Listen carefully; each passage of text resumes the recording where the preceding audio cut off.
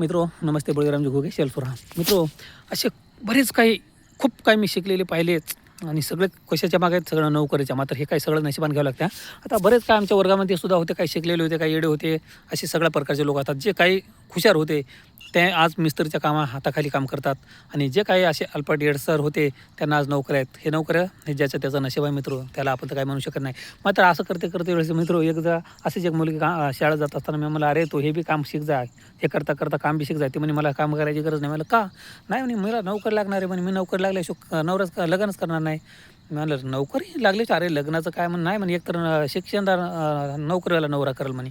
मला असं शक्य होऊ शकत नाही म्हणलं, असे पण करू नका, तुम्ही सर्वच शिका. कारण कसं आहे, नोकरी लागेल हे 100-10 जणांना लागते, मात्र सगळं काही नशिबान घ्यावं लागते. म्हणे नशिब सुखाचं तुम्ही अंधश्रद्धा भरोसा करता. नंतर ते 7-8-10 वर्षानंतर मी बघितलं, 2 मुलं घेऊन येत असताना मी बघितलं, अरे म्हणलं ते पाहुणा काय म्हणलं माहिती आहे का, अरे मी आता तुझ्या बापाला सांग म्हणे, इथं जोपर्यंत तुझ्या बाप इथं मला जागा देत नाही तोपर्यंत मी घराला येणारच नाही.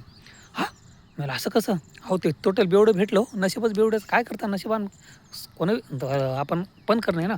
तर ते भेटलं बेवडं. मग म्हणलं अरे जय हिंद जय महाराष्ट्र मित्रो. बघा हकीकतमध्ये कोणी पण करू नका, लावून भोजून राहा शांततेने, कोणी हसणार नाही. जय हिंद जय महाराष्ट्र.